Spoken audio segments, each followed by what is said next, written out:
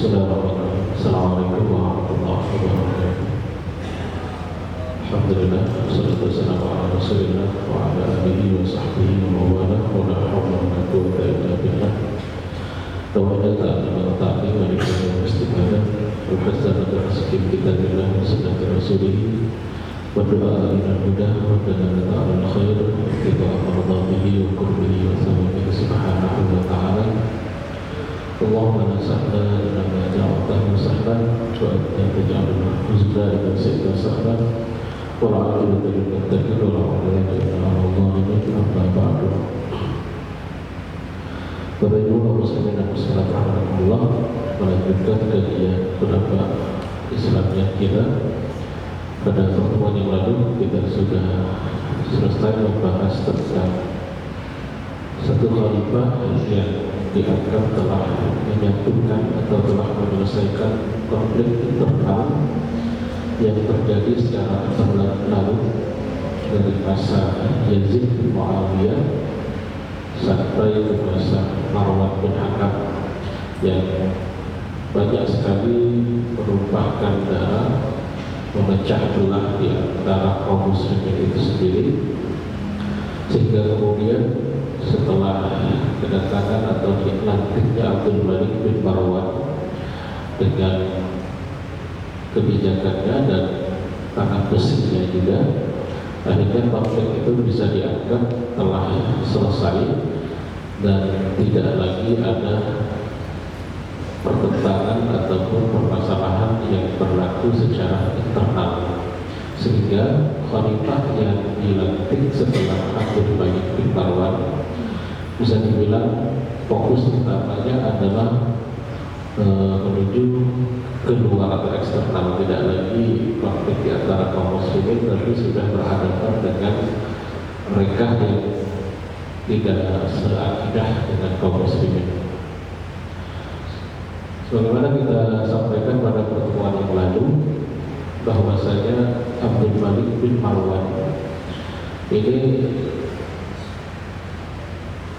memiliki dua orang anak yang mana pada saat itu sebenarnya yang hendak menjadi khalifah sesuai dengan amanah yang diberikan oleh Abdul Malik bin Marwan oleh Marwan bin Hakam. Sebenarnya setelah Abdul Malik bin Marwan yang menjadi khalifah, akan diserahkan tampuk kekuasaan itu kepada saudaranya Abdul Malik bin Marwan. Namun karena kebetulan saudaranya ini wafat sebelum angkatnya Abdul Malik bin Marwan, sehingga kemudian tampuk kekuasaan itu diserahkan kepada anak daripada Abdul Malik bin Marwan yang bernama Al-Walid bin Abdul Malik bin Marwan.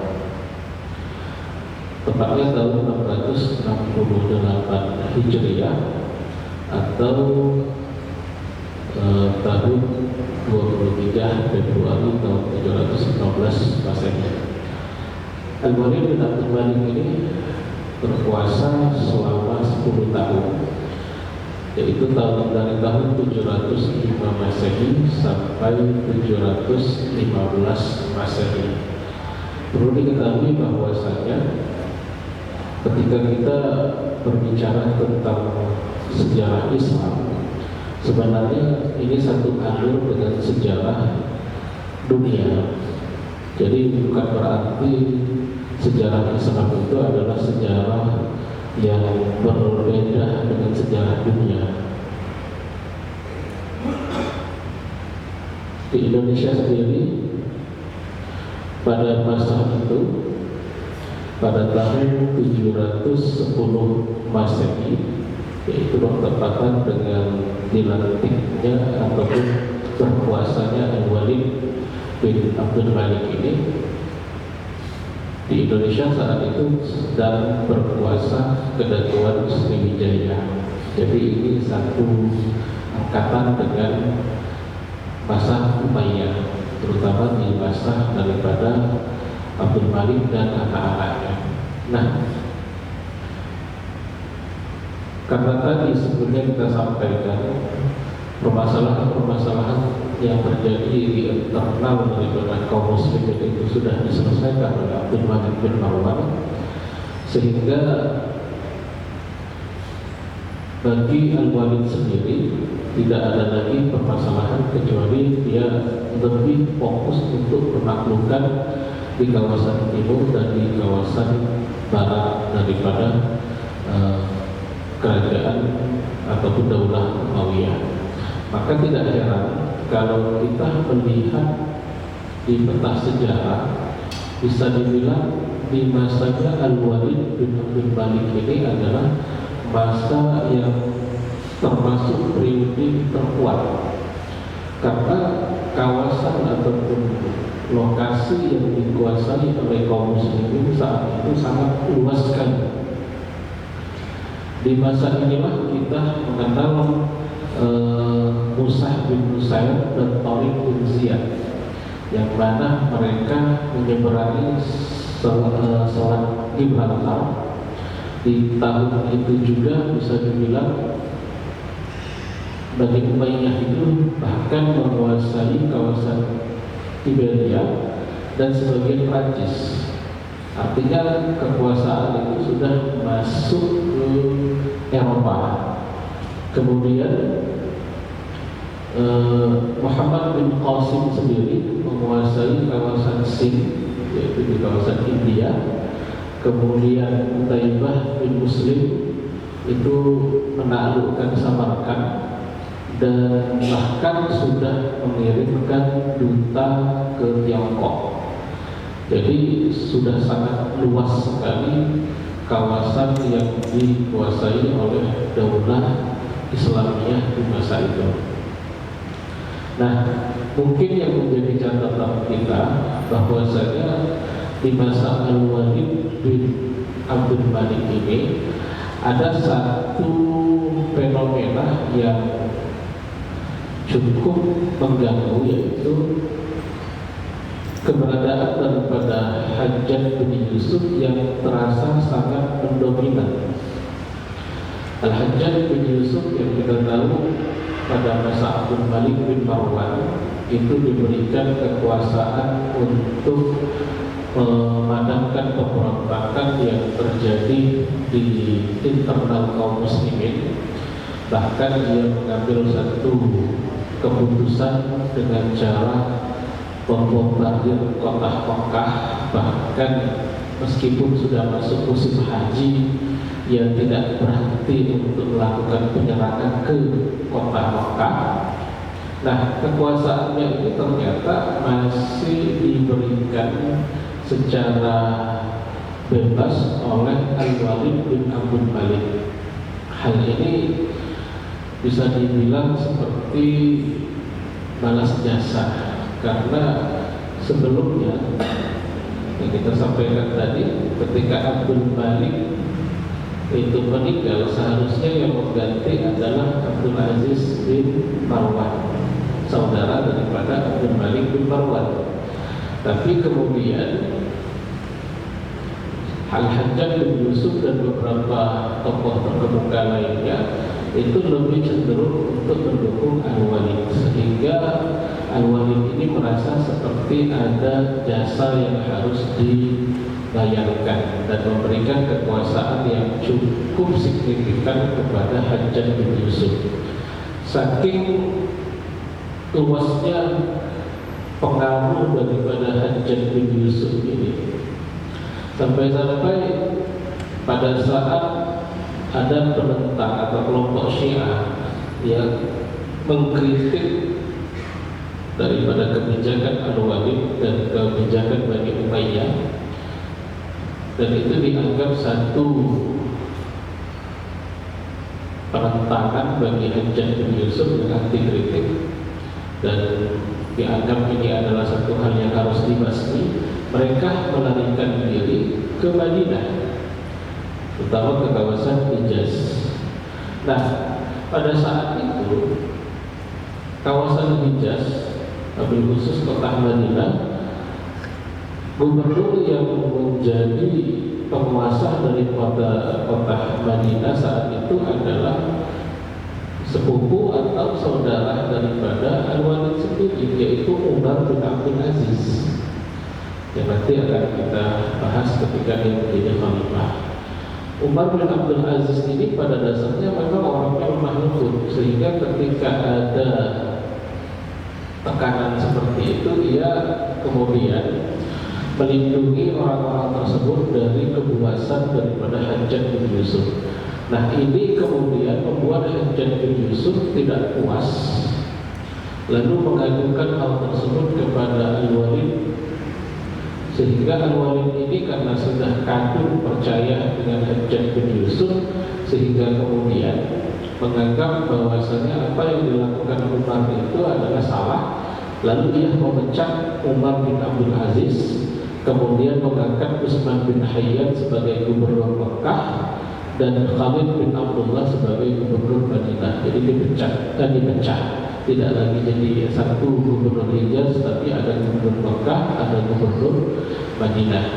Nah, ini pengaruh yang sangat kuat sekali daripada Al-Hajjaj bin Yusuf. Dan kita tahu bahwasanya Hajjaj bin Yusuf ini pada dasarnya meninggal di masa Al-Walid itu sendiri, yaitu pada saat ia membunuh Sa'id bin Jubair. Sa'id bin Jubair ini adalah salah seorang tabi'in yang terkemuka yang berani mengkritik secara langsung Hajjaj bin Yusuf.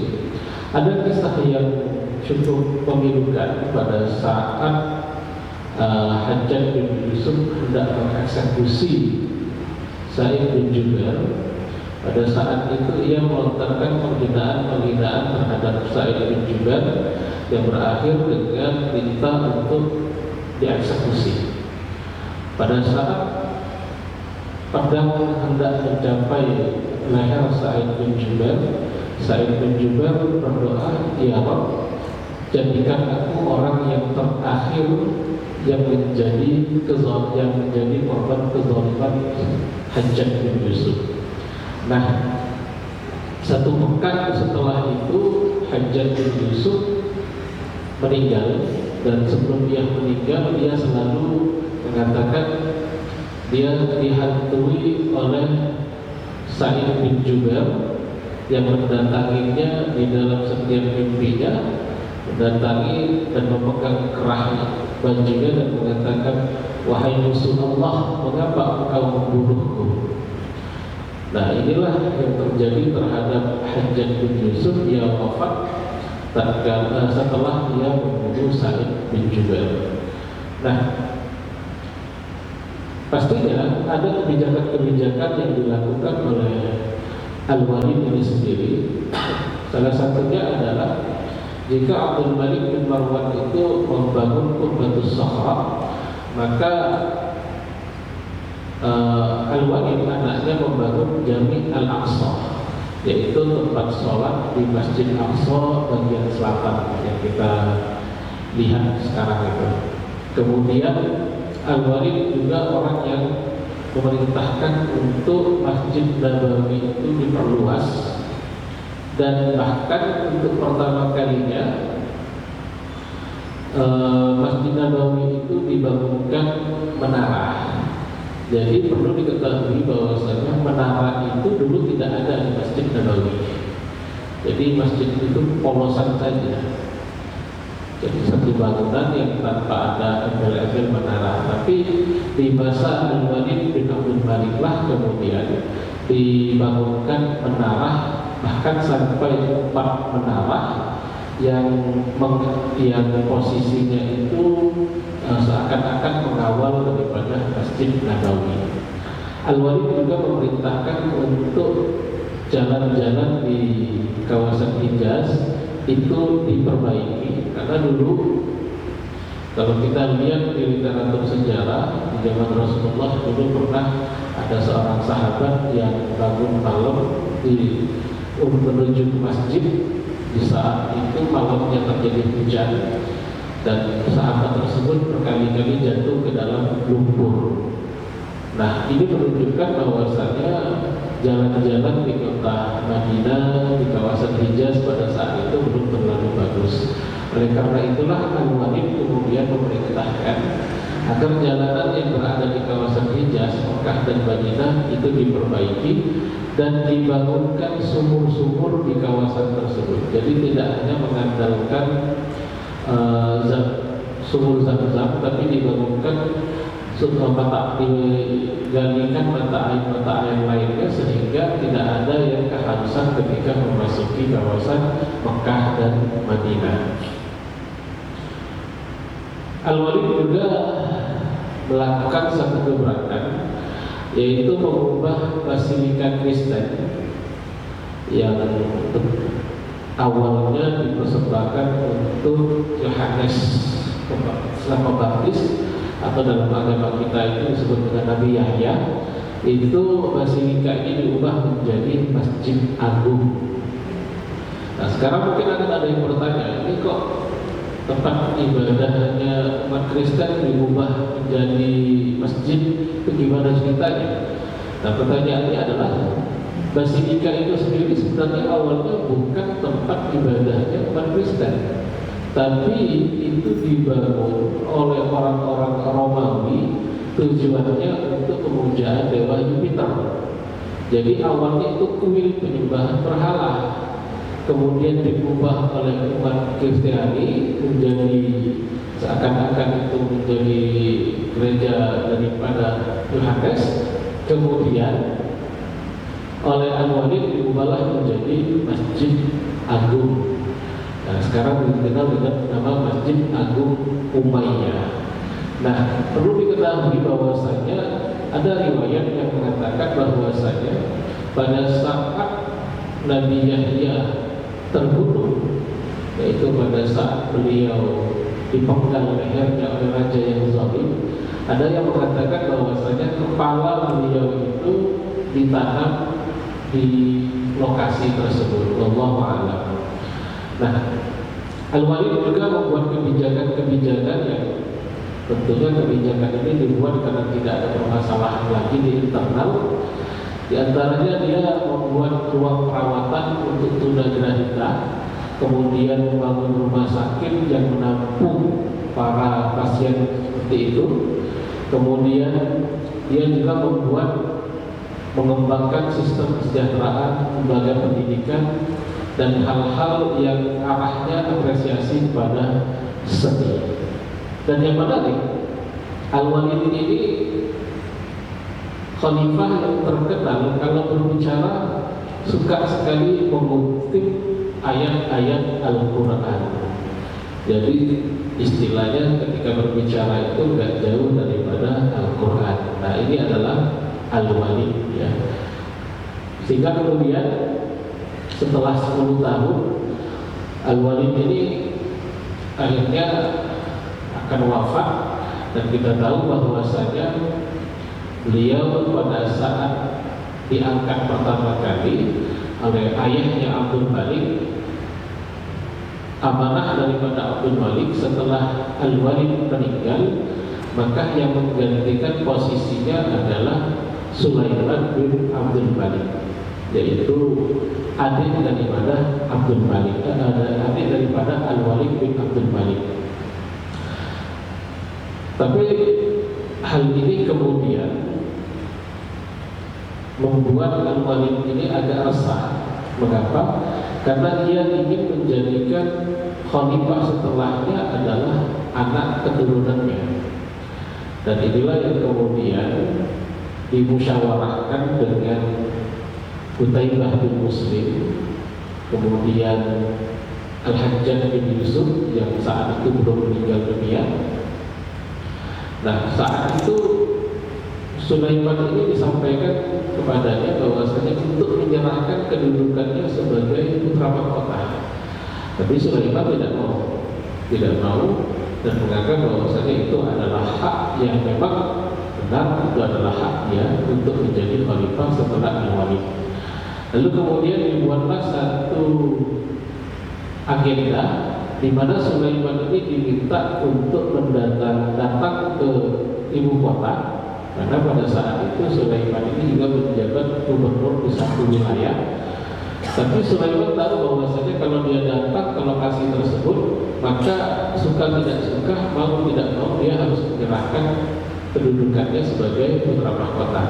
Sehingga dia membuat alasan-alasan sehingga tidak datang ke istana. Dan itu cukup berhasil karena ketika Al-Walid wafat, rencana tersebut belum terrealisasi, dan inilah yang kemudian membuat Sulaiman bin Abdul Malik berhasil dinobatkan menjadi khalifah, menggantikan daripada abangnya Al-Walid bin Abdul Malik. Kekuasaan Sulaiman bin Abdul Malik ini sendiri sebenarnya tidak lama, bahkan tertutup bayang-bayang daripada khalifah setelahnya.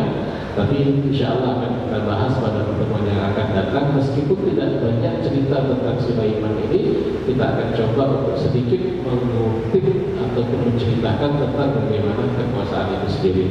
Ini saya dapat disampaikan. Assalamualaikum warahmatullahi wabarakatuh.